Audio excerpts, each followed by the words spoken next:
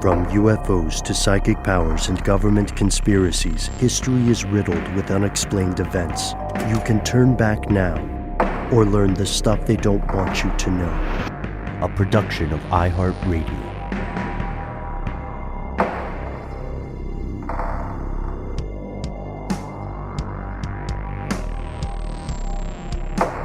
Hello, welcome back to the show. My name is Matt. My name is Noel. They call me Ben. We're joined as always with our super producer, Paul Mission Control Decant. Most importantly, you are here, and that makes this the stuff they don't want you to know. Folks, today's episode takes us across the planet to a grisly and continuing mystery. We're exploring a story with, at times, terrifying and graphic depictions of violence and depravity, as well as profoundly disturbing implications for the present day. As such, this may not be suitable for all listeners. This is the tale of Nigeria's so-called Forest of Horror. Here are the facts. First, let's get our Western heads around Nigeria. It's no secret that in the West, in the US and Europe, reporting of any country in the African continent is often beset by a lot of prejudice, by a lot of sensationalism, and by a lot of, like you could call it the shadow of colonialism. So as a result, I would argue many people in the West don't understand how big a deal Nigeria actually is. It's a huge deal. It's true. It's the most populous country in the entire African continent. And historically, it's been home to several ancient kingdoms. Way before Western Europeans started colonizing the area in the 1800s. This is a very old civilization with tradition and history dating back centuries. While its roots date back deep into the historical record, modern Nigeria could be described or viewed as a relatively young country. It became officially independent as recently as October of 1960. And today you'll find that it's a multinational state that's made up of more than 250 separate ethnic groups, speaking collectively more than 500 distinct languages. Yeah, so take that, American melting pot. You've got a ways to go. This is also home to some of the world's largest populations of people practicing Islam and people practicing Christianity at the same time. Most of the Muslim population is going to be in the northern region and the Christian population concentrated in the south. And like every country, every large country especially, Nigeria is to a degree a study in contradiction. When you hear these facts, folks, please don't think that this is us casting aspersion. We're well aware that the United States has a ton of problems too, right? So no, every country is in a glass house after a certain threshold. It's just, I think these contradictions will be surprising to a lot of people who are not familiar with Nigeria itself. Exactly. One thing we always talk about when we bring up the continent of Africa is the Western resource extraction interests that often pop up in stories that we discuss. And Nigeria is one of the places in Africa that is just full of natural resources, all kinds of stuff: zinc, iron, coal, limestone, lead, and one of the main resources, oil. All kinds of oil reserves underneath the earth there. And largely for that reason, Nigeria is, I believe, been the 25th largest economy in the world, and definitely the largest economy on the African continent. Yeah. 25th largest in terms of GDP, gross domestic product. And that's why that's why it's referred to at times by geopoliticians, I guess you would call them, and the business interest of the world as the giant of Africa. It's not just oil and gas. It's got tons of coal, lead, tin, zinc, limestone, and you're absolutely right, Matt. It suffers from what is called the resource curse, which is the seemingly contradictory position a lot of developing countries find themselves in. Their resources could be immensely profitable for the government of that place and for its people, but instead, these resources seem to be extracted by foreign powers, whether private or other state actors. And with those extraction agreements comes a great deal of corruption. This is a part of why Nigeria is, again, like many, many countries, beset by problems. The Human Development Index finds that Nigeria is, right now, as we record in 2022, one of the most corrupt nations on the planet. And remember, corruption is just like one genre of crime. You know, if you go into the Baskin Robbins of crime, corruption is one of the flavors. How many flavors does Baskin Robbins have? 31? 31? I think it's 31. All right. So yes, corruption is one of those 30-ish flavors. Crime is high, especially in certain areas of the country. And if you go to your local if you go to your own country's website or travel advisory thing, we have the State Department here in the US, then you will likely see warnings against visiting certain areas. These include the Niger Delta, parts of the northern regions of Nigeria, and they're due to concerns about the likelihood of street crime against tourists or against foreigners, robbery, assault, activities of terrorist groups like Boko Haram, which is still around, even though the news doesn't report on it anymore, and kidnapping, which is a not infrequent crime and plays a big part in today's story.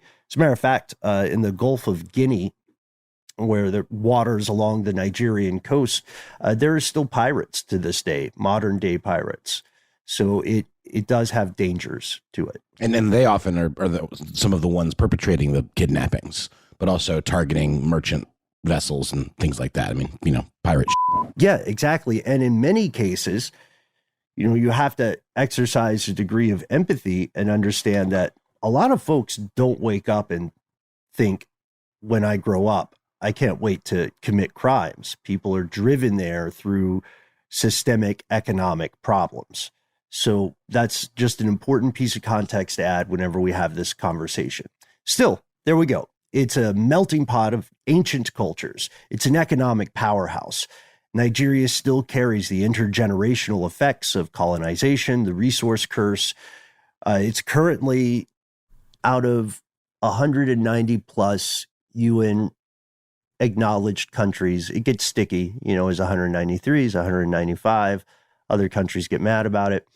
Out of all of those, out of almost 200 countries, Nigeria is ranked 17th least peaceful out of all the countries on the planet. And despite the way it's portrayed so often in Western media, again, it's really important for us who have not been to Nigeria to remember, like every other place in the world, it's chock full of regular people. They're just doing their best to navigate day-to-day challenges, just like anyone else. You know what I mean? Just like anybody else, regular people are thinking, oh man, I really got to pee, or oof, I need to eat lunch, stuff like that. That's where today's story starts, with regular people, a group of people, kind of co-workers of a sort, or they're these motorcycle taxi drivers in a place called Ibadan, which is the capital city of Nigeria's Oyo state. If you look on a map, just for reference, Oyo is like to the southwest of Nigeria. It's in that part of the area, just to give you a mental map. And in 2014, one of these cyclists went missing. The drivers felt local police weren't helping out, which was not an infrequent, not an uncommon opinion in that area. The police are largely considered to be corrupt. So this guy's colleagues took the search in their own hands, and they were not prepared for what they would find. There's no way they really could be. Here's where it gets crazy. Calling this next part Text from a Ghost. You'll see why in a second. So these taxi drivers, their friend doesn't just go missing. This guy, a man known as Kazim in the in the media. He is part of a group called the Okada Riders. That's the group of these taxi drivers. They're friends. They hang out. Some of them are relatives.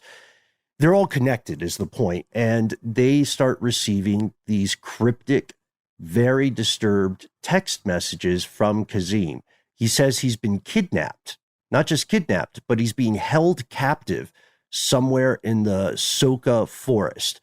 Soka is like kind of, think of a suburb, or it's a satellite community of Ibadan, which is the capital. And Soka is off of the Lagos-Ibadan Expressway. So just to situate it there. If you're thinking about Oyo, the state we were talking about, where it is in the kind of the southwestern area of Nigeria itself, Ibadan, the capital, is just south of Oyo. So connecting basically Ibadan and Oyo, there's a series of roads. One of them is a very main highway, and that's what we're talking about right here. And Kazim's friends know this is not a prank. This is not some sort of reality show situation. They know it because kidnapping, for any number of reasons, is unfortunately not an infrequent occurrence in Nigeria. And importantly, kidnappers don't just target, hapless tourists. Anybody can become a victim. The text that Kazim sends to his relatives and to his colleagues describe the area to the best of his ability, but it's very, it's difficult to do so. And he says that he is currently with 8 other people, 8 other strangers in an underground dungeon somewhere in the forest. And this isn't much, but his colleagues, his relatives, they take it seriously. They first go to the police, and the police don't do anything. It's at least perceived that way. The group, like the friends of this person, Kazim, didn't see any police activity. They weren't alerted of any police activity. There was nothing. If there was some kind of investigation, it wasn't happening in the open. Right, exactly. And they weren't being clued in. They felt stonewalled and ignored. Important to note, we'll talk about reporting too in this episode. At this point, the story kind of diverges into a couple of different narratives. The New Telegraph, for instance, says that leading up to this, 3 cyclists in total had gone missing, but other news sources focus only on this Kazim guy. And it may be because it was Kazim's friends who were able to make some headway. Despite the plausibility of a kidnapping, because the local police seemed dismissive and corrupt, the drivers banded together. They took the search into their own hands. They said, we're going to find our friend. And they did find something. We'll tell you what they found after a word from our sponsor.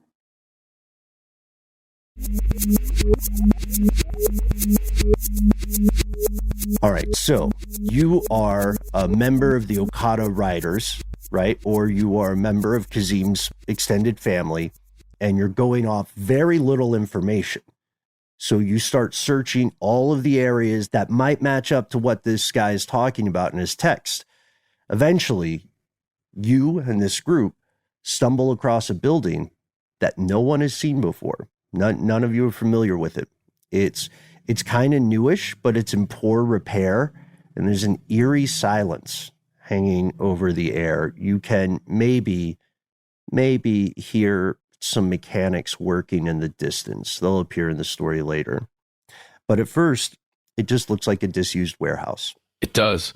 Before we really give those details, Ben, I just want to reiterate to everybody how, in my mind, unlikely it is that this relatively small group of people out searching for their friend was able to discover this compound, because the number of square kilometers or miles that they had to cover between those two places,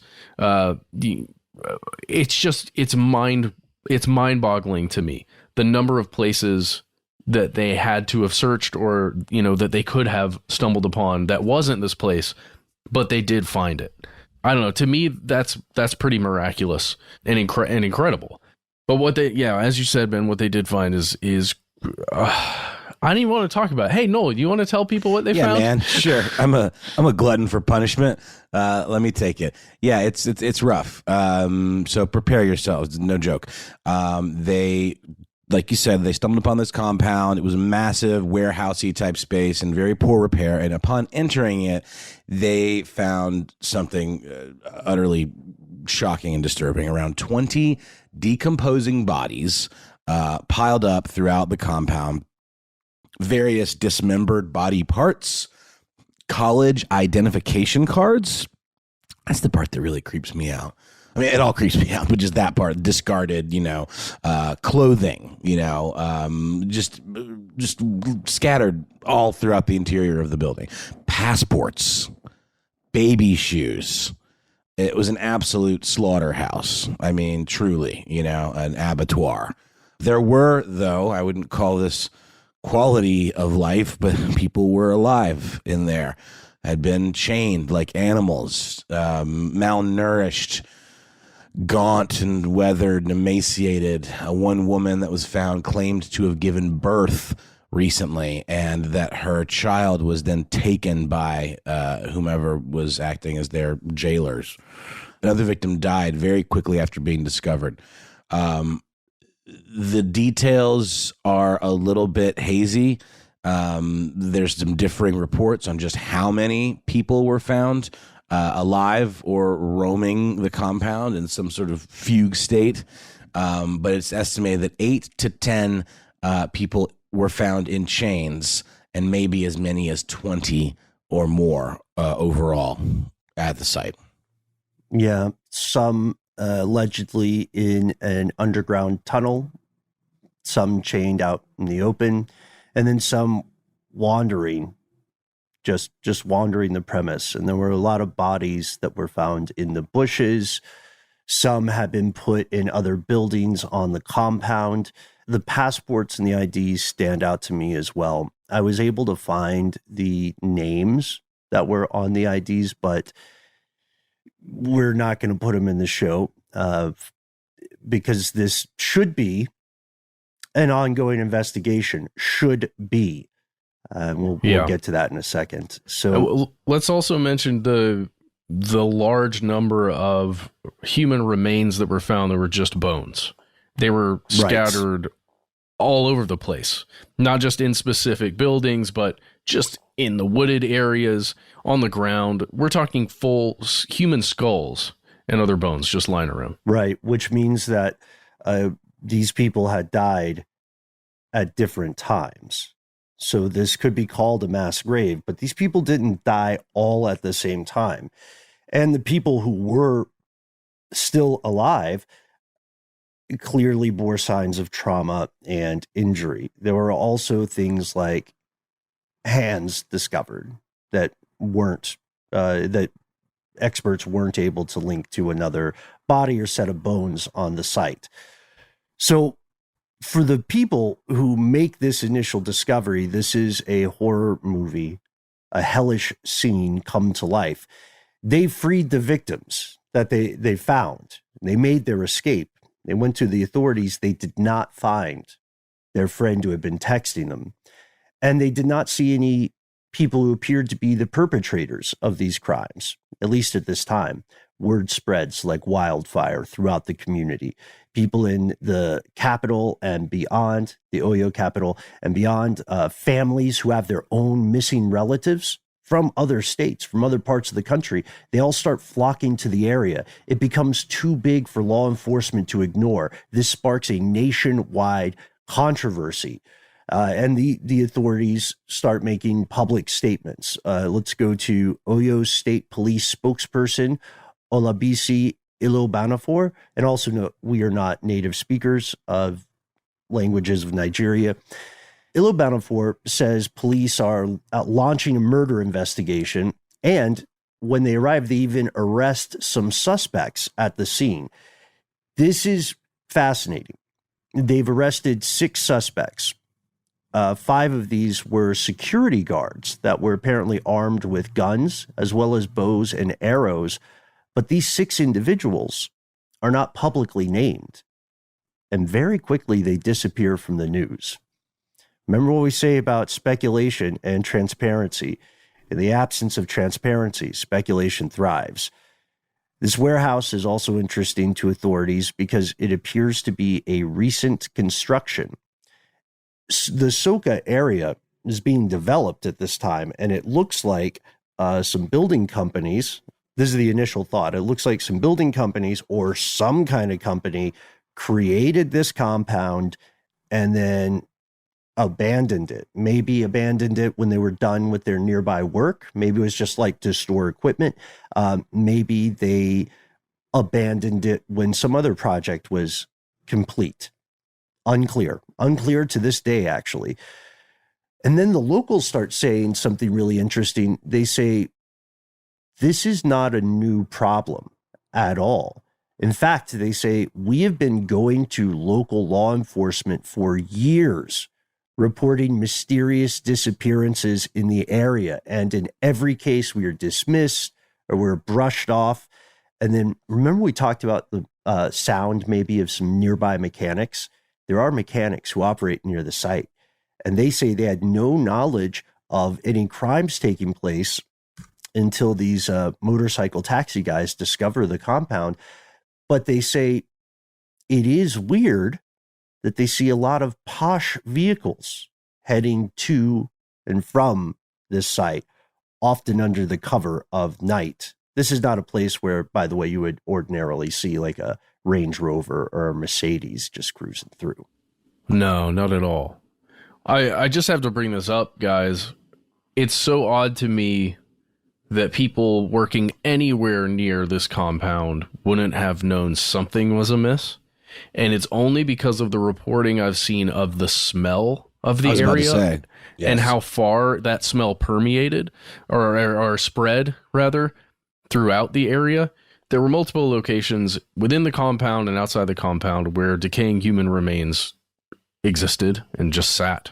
And there was one, I think it was one specific reporter from Sahara Reporters, at least that was the outlet that I'd seen it on, and a couple of YouTube reports done in 2014, where even well after the fact, after this place had been discovered, after it had been even cleaned up a little bit, there was this smell as you approach. So it's odd to me that people wouldn't notice that. It's the smell of death is the issue. Death has its own smell. Unfortunately, it's easily identifiable. And it lingers and it spreads, right. And not something you would mistake for anything else. Right. It's not to sound too woo-woo or hippie, but I believe it smells very different from just decaying meat. And this calls into question a couple of other things. One of the survivors talks about hearing screams when she is abducted, and she said she didn't know if that was the sound of people being harmed or if it was the sound of someone giving birth. So we have to wonder how close these mechanics were and how sound carries through the forest. This is not looking good. In short, locals begin to fear that what the community has discovered is something more than a lunatic going Ed Gein and just murdering people due to their own mental state. They believe that someone has stumbled across a business, that some entity or some powerful group was mutilating, torturing, and murdering these people for a specific purpose, a grisly, magical purpose. And it may sound weird if you are unfamiliar with the history of the area to all of a sudden mention magic or magical practices. But this belief, as surprising as it may sound to outsiders, does not come from thin air. There is a long-running system of belief amid certain groups in Nigeria that, and throughout other parts of the world, by the way, that human body parts can be used in magical rituals to grant financial or political success, to protect you from other evil spells or physical harm, methods for obtaining the favor of a lover or harming an enemy. The favor of a lover one is a little bit different. That's more of a bodily fluid thing, but this is real. And if you want to learn more about similar practices, then you can check out our earlier work on the dangers posed to people with albinism in certain parts of the African continent. Is that because it's seen as some kind of curse or some kind of mystical something? There's a lot of folklore and superstition surrounding people who have the condition of albinism, and it really affects the social integration of people with albinism in their local communities.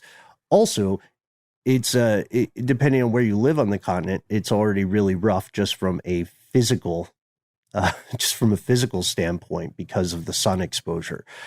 So there's a lot of strain on people in those communities, especially children. If you have a child who has albinism, in some communities it's seen as a bad omen or treated as unwanted. So there's infanticide occurs as well. Let's quickly go back a little bit just to this concept of what locals began to imagine or think what was occurring there, right? And we've got some of the beliefs tied to perhaps magical or other some type of rituals that people could have been used for, or body parts could have been used for. There's also humanity has a very real relationship with human sacrifice. Just look to your nearest Bible to see great examples of all the human sacrifice that we've been putting forward and repeating for millennia. Doesn't happen everywhere, doesn't happen often anymore, but it still does happen. And also, just bringing it up, guys, we just did that episode on body brokers. This is already feeling to me like something we've discussed recently. Like, this feels like a business. What a sloppy business, though. I mean, they're certainly not covering their tracks very well. Well, we'll see, because the question is what means covering one's tracks well, and how much covering is even required given certain assistances, let's just say. Right. Yeah, the question of complicity gets curiouser and curiouser. Yeah, and let's stop for a moment to talk as well about reporting problems in this case.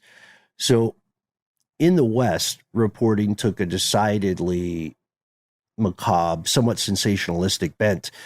At least in some stories that I got into, reporters were leaning into old stereotypes instead of looking objectively at things like chain of evidence, things like operations of law enforcement, and just regular police procedure, the way that you would normally look at crimes of this magnitude.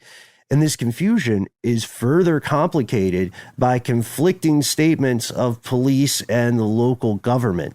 And this is also further confounded by the inarguable fact that there are multiple reports of what appear to be ritual killings in southern Nigeria in the years leading up to this discovery. We don't have to get into all of them, but if you want to get a sense of this, you can go to refworld.org and just search for an article called Nigeria, Prevalence of Ritual Murder and Human Sacrifice, Police and State Response 2009 to 2012.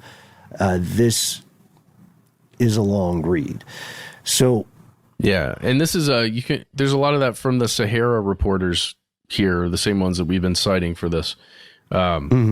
Stuff that was written back it was around 2010, but you can find it. Yeah, I would recommend Sahara reporters. You'll want to dig honestly into the bibliography of the wiki, because that's where you can find some archived things from New Telegraph Online, Vanguard, and GR. You can also find a couple of Reddit threads, but I would stick with the local regional reporting out of Nigeria at the time, maybe some of the British stuff as well, just as long as you have that caveat about the Western eye. Yeah, that Vanguard outlet you mentioned, Ben, that one I know had multiple pretty good write-ups on the situation there as it was ongoing. Yeah, it covers the riot. It covers spoilers. We're almost there, folks. Yes, it covers a lot of stuff. It does. So let's go back to Ilobana 4, the police spokesperson. One of the first public statements the spokesperson makes is, It is not a common occurrence in Ibadan or in the state. The police will investigate this crime in all its ramifications. They deploy a forensic team to the forest. Authorities attempt to search a nearby cave upon, rumors that the criminals may be holed up in there, as if they hadn't somehow noticed a crowd and ran away. The survivors, for their part, they attempt to assist as best as they can, but they are in terrible physical and mental condition. They have survived hellish things. One died shortly after discovery. Most were struggling to cut through their trauma and remember any specifics. Some remained in a catatonic, non-responsive, traumatized state. There is one victim that we're okay with sharing the name of on air, because this victim was in recovery, gave his full name, and related his experience on the record. So he's given consent in this sense. His name, Nafiu Shutu, and he said he was kidnapped 4 months ago from the capital of Oyo, and he was selling herbs on the street, herbal remedies. He had been sitting down because he had been on his feet all day, and he was forced in a car by two men. And then he said that's all he could remember. He blacked out, and when he woke up, he was one of those people in the forest in a room chained to a wall for 4 months. Can you imagine the panic and just the horror? Not to mention if he was like surrounded by decaying bodies and other prisoners. I mean, it's unclear. Were there like other compartments where folks were being kept, or was it all kind of out in this open area? There were other compartments. Yeah, it seems so. Yeah. Yeah, and just if you imagine imagine a brick building that doesn't really have doors. It's got openings. The windows aren't in place. It's just they're openings, but it is made out of brick and a couple other materials. It looks unfinished, and there are outbuildings as well. And if you've been to, if you've traveled to some developing countries, then you've seen structures like this before. You know, often in Central or South America, there'll be cinder block structures where there is a door opening. Maybe there's a sheet hanging, right? Or maybe there's sheets hanging in the apertures for windows, but there's not like glass or wood and hinges and all that. And part of the reason for that is maybe the project lost funding, or maybe it's unfinished, but also depending on the climate, you may not need to insulate against cold weather because it just might not get that cold. So there are a number of reasons this could happen. Well, yeah, but I don't care where you are, mosquitoes will get you. Well, you got to get netted up. Yeah, get netted up. Unless that guy who invented a cure for mosquitoes, unless he gets to deploy that. But that's a different story altogether. We do know that bugs were a problem. They were on the survivors. I can only imagine, with no intervention, with nothing protecting you or any, even just like spray of some kind. I mean, you could absolutely get very sick from those bites. It's interesting too. We're talking about kind of this urban decay and projects that, maybe lost funding, in the landscape of this part of the world. I guess it would make for a pretty good ruse to have officials stopping you and saying that they're part of a quote urban renewal initiative. And could you please come with me? Right. Under the guise of we're going to help you out. We're going to put you in a new living situation or something, right? Or force you to go. Yeah, this is okay. So let's talk a little bit about this. This is one of the statements by multiple victims. They said that their kidnappers had said they were officials of a urban renewal initiative.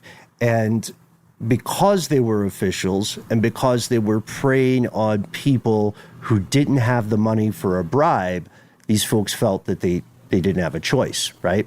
And an urban renewal initiative, it has a couple of unfortunately similar themes with things that have happened in the United States not too very long ago. And I just want to plant that seed, and then we'll see what kind of unclean tree sprouts from the conversation later. Crowds, NGO. crowds of people from Oyo and other parts of the country gather at this site. And those who arrive before the police have cordoned off the area are astounded, in no small part just disturbed by what they find. You have to remember that there's a time interval here. The local communities are connected via mobile phone, via word of mouth. So they are much more effective at getting the word out before the authorities take official or public action.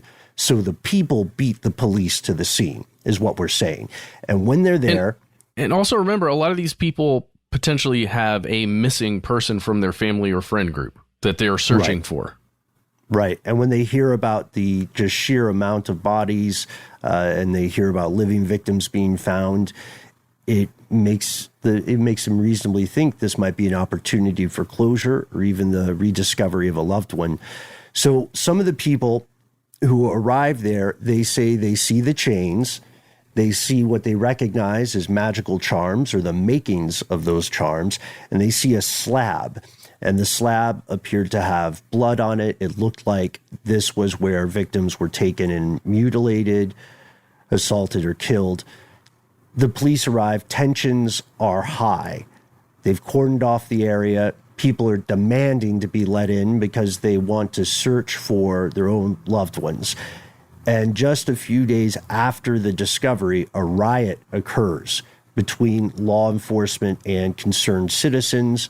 Law enforcement fires live rounds into the crowd. At least one woman is hit by a stray bullet and later dies as a result.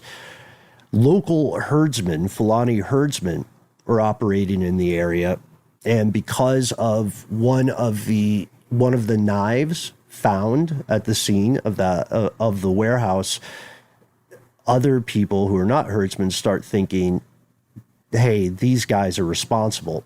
In retaliation, they start killing their cows. They say the same thing, Matt, that you had mentioned, rightly so. I thought of it too, about the mechanics. They say, look, you are so familiar with this area. You live in step with this land. You cannot claim that you didn't know what was going on there. So everybody is looking for a perpetrator, right? And this is where the governor of Oyo steps in, and this is where it begins to get even more like true crime or a noir story, somewhat of a mix between H.P. Lovecraft and True Detective. You'll see what we mean after a word from our sponsor.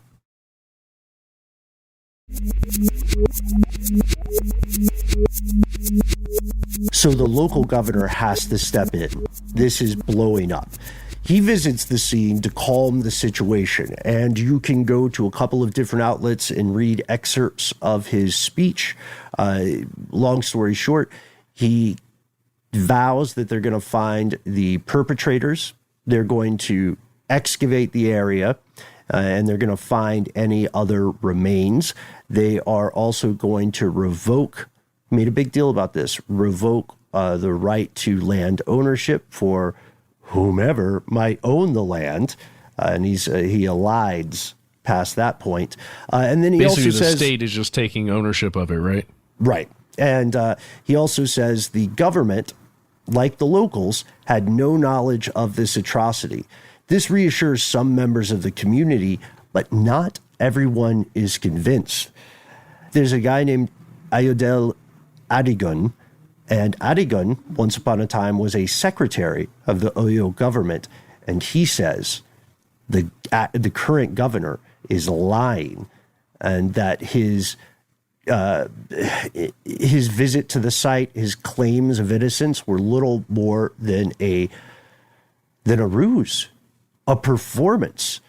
Adigun says that a cover-up is afoot.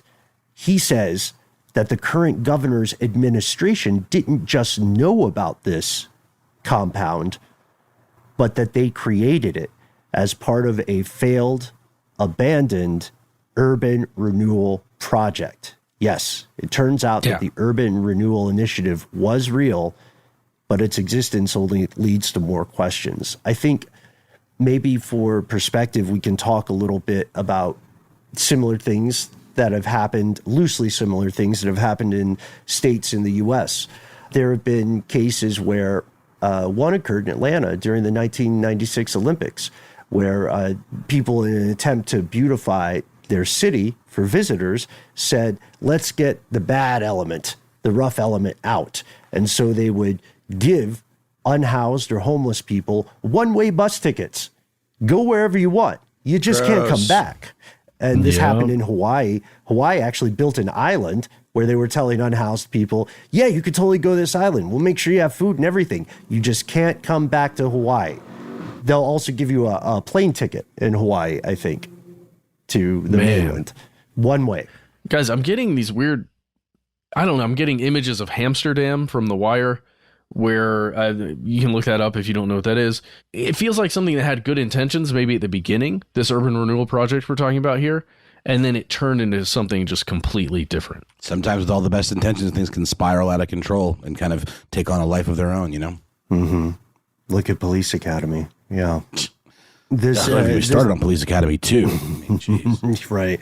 This is true, and this may be indeed be one of the possibilities. So Adigun says that this area, the site of this horror, was acquired by the current administration, 2011, and it was meant to be a rehabilitation center for the mentally unwell and the destitute who are getting taken off the streets. But, he says, the administration didn't provide funding or oversight to maintain it. And those allegations, if they're true, are incredibly disturbing. He goes into further detail about this, and you can find this. He is actually saying this. He says between 2011 and 2013, there was a beautification plan. There was a committee headed by someone named Tomi Oke, a special advisor on environment and habitat. And this committee gathered the mentally ill and the extremely poor and placed them in this compound to get them off the streets, and then just forgot about them. So from Adigun's perspective, this opened, he seems to believe this opened the door for criminal activity, for a ritualistic trade in human body parts. He says the state government went to sleep, and people of dubious character probably found a ready market to buy the merchandise they wanted.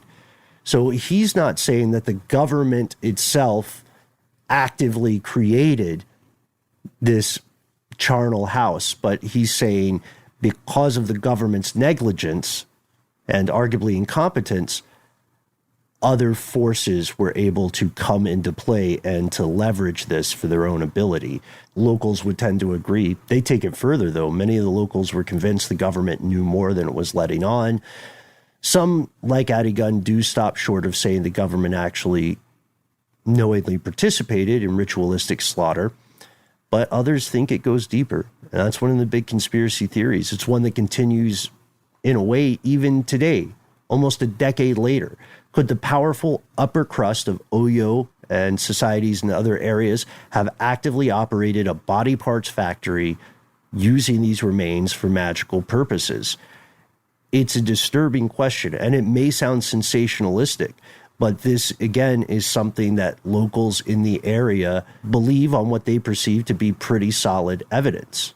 You know, that's why we have to walk through some of the context here.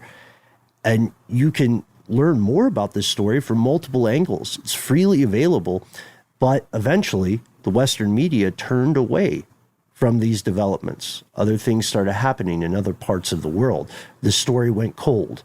As we record in May of 2022, the murderers remain officially uncaught. The kidnappers remain officially uncaught. The crimes remain unsolved to this day. And it seems that the authorities would like the community to move on. Because if you visit Soka today, you're not going to see the remains of this warehouse. Yeah, I don't know. Something smells bad from here in Atlanta, where it feels like there was definitely something going on that at least the police were told not to do certain things. I just get that feeling. That's my opinion, but it feels that way. Something went really, really wrong with that urban renewal project, and they just went that's not something you need to worry about. Isn't that a plot point in the new Batman movie? There's a whole thing about like the Gotham Urban Renewal Fund, and it's like no spoilers really. It's just like it's a central kind of mover in the plot, this fund and the corruption within it. Yeah, because it has very little oversight in the story, so it can function as petty cash or slush money. Yeah, you have to wonder what the financial motivations are all the time in these sorts of things. Is that the Paul Dano one? Yeah. Cool. Why are you making a face? I love that dude's awesome. Oh, I didn't mean to make a face. Oh, you might thought, yeah, is that the Paul Dano? No way. It was bad. It's great. You not seen it? It's awesome. No, I haven't seen it. Dude, it's on HBO Max. It's super good. I like it better than the Christopher Nolan ones. See y'all later. I'm going to go watch Batman. You should. It's about 3.5 hours long. So we've got to consider the perspective of the parents here. You know, you live in a residential neighborhood. There's a gas station. The community seems to be growing. Do you want to send your kids to the school that's built on? Do you want to send them to the Oyo State Comprehensive Model College, which is by all reports a pretty good school for the area? Just don't know what else is in the ground. And now these questions remain. You know, what happened here? One thing that really bothers me on a personal level is not so much that there are discrepancies about how many survivors or bodies were found, but more so that it seems that a lot of leads in this case were dropped before they were fully investigated. Like passports. Passports are usually pretty well documented, right? And they're usually linked to other identifying documents. Where are the passports? Where do those go? What happened to maybe DNA testing? Was it a matter of funding? What happened to reports of the wealthy people apparently visiting the site? Were they there in the early days of this as a urban renewal project and then just left? Were the funds drained and used for, to enrich someone else's bank account? There are a lot of unanswered questions here. And one of those unanswered questions is the same question that the taxi driver started out with in the very beginning. What happened to our friend who sent the text? To this day, no one knows where Kazim is, and no one knows what happened to him. And for many in this area, these questions remain the stuff they don't want you to know. This is a grisly one. Again, this should not in any way be taken to be indicative of the state of Nigeria as a whole. It is a huge country. It's a populous country. But these kind of stories show you how quickly stuff can be forgotten, even when it shouldn't be. I mean, I don't know. Do you guys think this will ever be solved? Do you think anybody will come forward? And no, Matt's giving a no. I don't know, man. That's 2014. It's been so long. You think about that. Well, and this is the kind, speaking of the stuff that I want you to know, is the kind of stuff that they will kill you for over. You say the wrong name, you're seen as a snitch or whatever, or a rat. I mean, this is whatever the involvement of the authorities. This is obviously a criminal organization that is brutal and bloodthirsty and willing to go to any means necessary to protect themselves. Oh no, I think silence, Well, I haven't heard any stories about witnesses being killed. I mean, honestly, I haven't seen any reporting on people who are disappearing after this, like that's linked in some way to the story. I don't know. That's all I'm seeing. That's all I mean is that. You mean the people that were discovered alive? You think they might have been potential targets if what I'm saying was true? Well, I think anyone reporting on it or digging into the story too deeply would be targets if what you're saying is true. That's my opinion. Fair. It's That's not fair. necessarily true. I read some reports before the school was built, which happened pretty quickly after the investigation, almost as if somebody wanted someone to stop asking questions. I read some very interesting accounts from journalists in the area who said that they were not just getting stonewalled, they were getting like physically threatened for asking questions. So the danger is there. But these sorts of stories do occur. And they do, again, I cannot emphasize this enough, they do fall out of the news cycle, and they often don't seem to be investigated to the level of scrutiny that they deserve. So we want to hear from you. What do you think? Will this crime ever be solved? What do you think was happening? Do you think something like this is still happening today? Let us know. And let us know if there are other similar tales from your neck of the global woods. We look forward to hearing from you. Thanks for tuning in. We try to be easy to find online. That's right. You can find us on Facebook, where we have our Facebook group. Here's where it gets crazy. Join that thing. Get in on the conversation. Share a meme. Make a friend. It's a good place to hang, and good mods that are very generous with their time and keep everybody on there honest. You can also find us on Twitter and YouTube. All of these places, we are under the handle Conspiracy Stuff. On Instagram, add a show to the end of that. We're Conspiracy Stuff Show. Yeah, just a reminder to continue supporting the YouTube channel. It's still out there. We're still putting up content. There's going to be more in the future, and there will be a steady stream of stuff. So check that out. Keep it in your thoughts, everybody. Reminder that our book, Stuff They Don't Want You to Know, comes out in October. You can pre-order it right now, however you wish to do that, if you're interested. We'd love for you to do that. Hey, and if you don't like social media, you can give us a telephone call. Until the day we get black bag, you can drop us a line at, say it with me, 1-833-STDWYTK in the morning. No, kidding. You can call anytime you like. You'll hear a hopefully familiar voice letting you know you've arrived at the right place. And then you have 3 minutes. Go nuts. Get weird with it. Go to the edge of weirdness, and then jump off the cliff. Give yourself a cool nickname, a moniker, if you will, and then let us know what's on your mind. Jokes, observations, personal anecdotes. We can't wait to hear it. Second most important thing on that call, let us know if we can use your name and or message on air, or let us know if it's just between us and the NSA. The first most important thing, of course, do not censor yourself. This is not the show for that.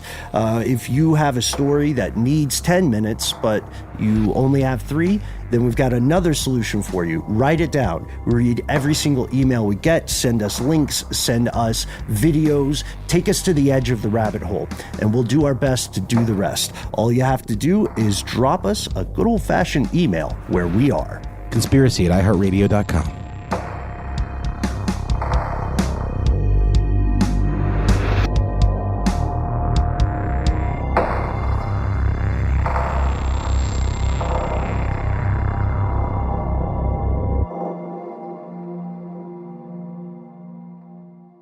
Stuff They Don't Want You to Know is a production of iHeartRadio. For more podcasts from iHeartRadio, visit the iHeartRadio app, Apple Podcasts, or wherever you listen to your favorite shows.